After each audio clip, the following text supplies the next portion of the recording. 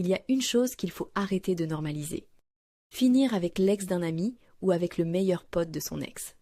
Et non, le fait que la relation soit terminée n'est pas une excuse valable. Quand une histoire se finit, tout ne disparaît pas. Il reste des émotions, des souvenirs, parfois des blessures. Se mettre avec quelqu'un qui appartient à ce passé-là, c'est forcément créer un malaise. Même si tu dis que c'est fini depuis longtemps, même si tout le monde fait semblant que ça va, un doute s'installe. Ce doute, il est simple. Est-ce que cette attirance existait déjà avant? Est-ce qu'il y avait des regards, une proximité, quelque chose qui n'a jamais été dit? Même si ce n'était pas le cas, le simple fait que la question se pose suffit à fragiliser la confiance. Et le vrai problème, ce n'est pas juste la nouvelle relation, c'est ce qu'elle dit de l'ancienne.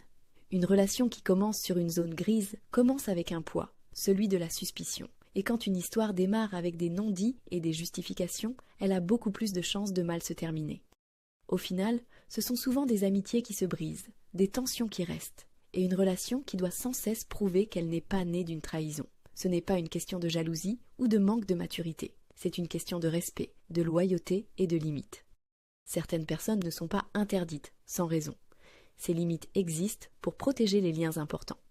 Et si une relation commence en faisant douter, en blessant ou en perdant quelqu'un sur le chemin, alors il faut peut-être se demander si elle méritait vraiment de commencer.